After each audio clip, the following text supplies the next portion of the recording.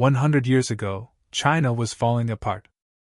The last emperor had just been removed from power. The country was carved up between rival warlords who fought each other for control of cities and farmland. 9 out of 10 people couldn't read. Millions were dying of famine and disease.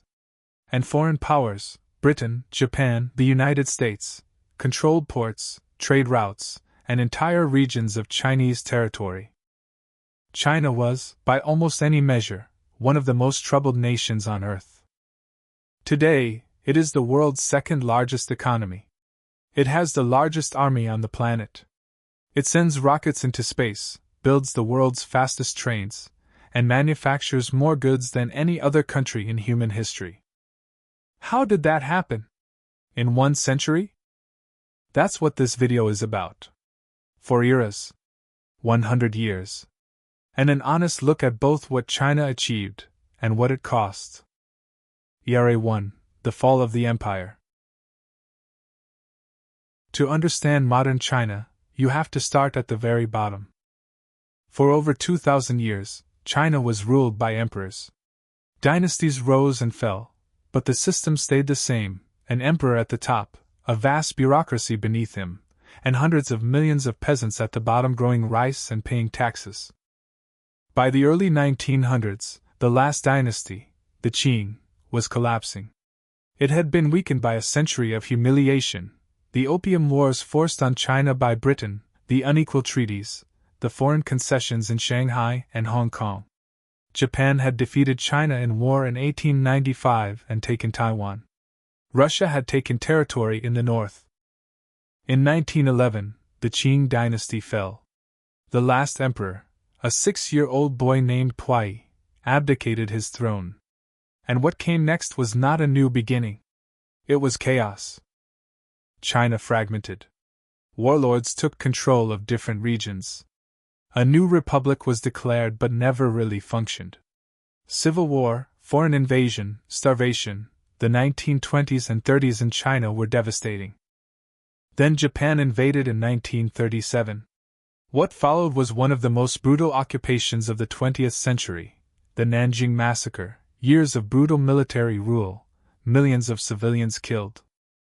By the end of World War II in 1945, China had been at war, either civil war or foreign invasion, for nearly 20 years.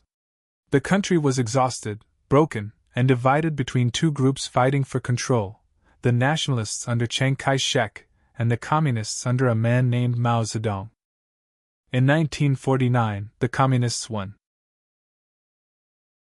Era 2, Mao Zedong and the People's Republic. On October 1, 1949, Mao Zedong stood in Tiananmen Square in Beijing and announced the founding of the People's Republic of China. It was, by any measure, a historic moment.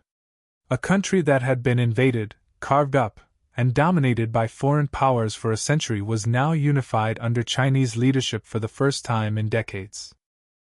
The early years brought real improvements. Literacy campaigns reached hundreds of millions of people who had never been to school. Land was redistributed from landlords to peasants. Basic healthcare was expanded to rural areas. Women gained legal rights they had never had before. But Mao's rule also brought catastrophe on a scale almost impossible to comprehend. In 1958, he launched the Great Leap Forward, a plan to rapidly industrialize China by mobilizing the entire population. Farmers were forced to stop farming and instead smelt steel in backyard furnaces. Crops rotted in the fields. The government continued to export grain to the Soviet Union even as people starved. The result: the Great Chinese Famine. Between 1959 and 1961, somewhere between 15 and 55 million people died of starvation. It remains one of the deadliest famines in human history. Then came the Cultural Revolution, launched in 1966. Mao mobilized young people, the Red Guards, to attack anything associated with the old China or with Western influence. Teachers were humiliated in public. Books were burned. Temples were destroyed. Intellectuals were sent to labor camps for re-education. Millions were persecuted, imprisoned, or killed. When Mao died in 1976, China was exhausted again. The economy was stagnant. Tens of millions had died from political violence and famine, and the country was almost completely isolated from the rest of the world. But something was about to change. Era 3, Deng Xiaoping and the Economic Revolution. His name was Deng Xiaoping. He was short, practical, and twice survived being purged from the Communist Party by Mao himself. When he came to power in 1978, he looked at China and made a decision that no one inside the Communist Party had dared to make. He opened the country to the outside world. Not politically. The Communist Party stayed firmly in control. But economically, Deng introduced what he called socialism with Chinese characteristics, which in practice meant allowing markets, private enterprise, and foreign investment to exist alongside the state. Special economic zones were created, areas where foreign companies could set up factories, where wages could be set by the market, where a kind of capitalism could exist inside a communist country. The first were in Shenzhen, a small fishing village near Hong Kong. Within a decade, Shenzhen was a city of millions. Farmers were allowed to sell surplus crops for profit. Small businesses were permitted. Foreign companies poured in, attracted by low wages and a massive workforce. The results were staggering. Between 1978 and 2000, China's economy grew at an average of nearly 10% per year. Hundreds of millions of people moved from poverty to the middle class in a single generation. It was the fastest large-scale reduction of poverty in human history. But 1989 cast a shadow over everything. In the spring of that year, student protesters gathered in Tiananmen Square in Beijing, calling for democracy, freedom of the press, and an end to corruption. At its peak, the protest movement had spread to hundreds of cities across China and involved millions of people. On June 4, 1989, the Chinese government sent in tanks. The exact number of people killed has never been officially confirmed and remains unknown. Estimates range from hundreds to thousands. The images, particularly the photograph of a single man standing in front of a column of tanks, became some of the most recognizable images of the 20th century. In China, they are censored to this day. Era 4, Modern China. By the year 2000, China was already transforming at a speed that had no historical parallel. In 1990, Shanghai's Pudong district was farmland. By 2010, it was one of the most recognizable skylines on Earth, towers of glass and steel rising from what had been rice paddies 20 years earlier. China joined the World Trade Organization in 2001 and became, within a decade, the manufacturing capital of the world. The phrase "made in China" went from a joke to a statement of fact. At its peak, China was producing around a third of all manufactured goods on the planet. Then it started moving up the value chain. Companies like Huawei, Alibaba, Tencent, and DJI emerged, not just manufacturing goods designed elsewhere, but designing and building their own. China now leads the world in electric vehicle production, solar panel manufacturing, and high-speed rail. The numbers are almost hard to absorb. China has over 40,000 kilometers of high-speed rail, more than the rest of the world combined. It has built more skyscrapers in the last 20 years than Europe has in its entire history. It launched its own space station and landed a rover on Mars.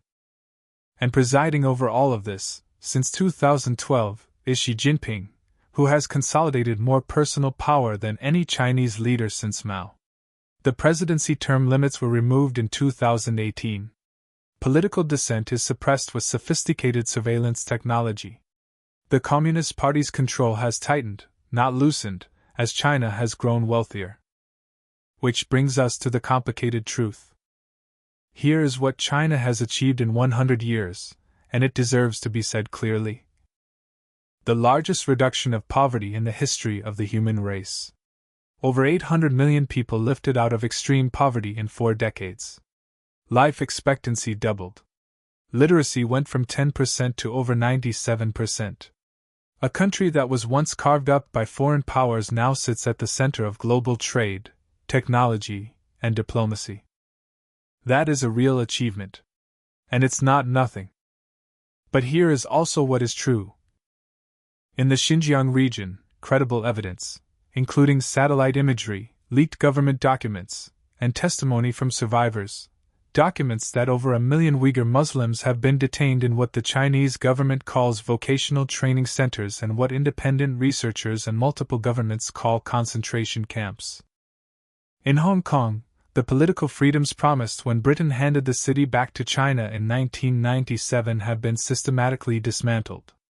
Journalists, activists, and politicians have been arrested under a national security law introduced in 2020. Tibet has been under Chinese control since 1950.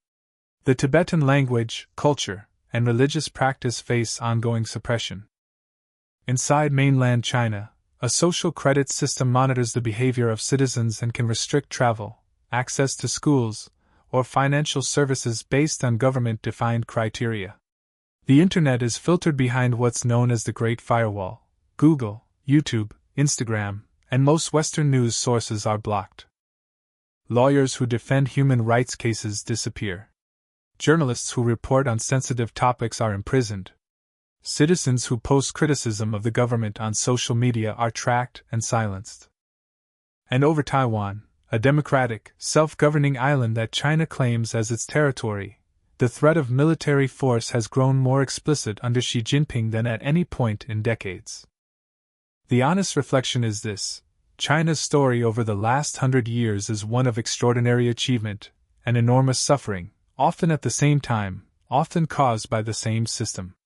The progress is real. The repression is real. Both deserve to be seen. 100 years. From a crumbling empire to a global superpower.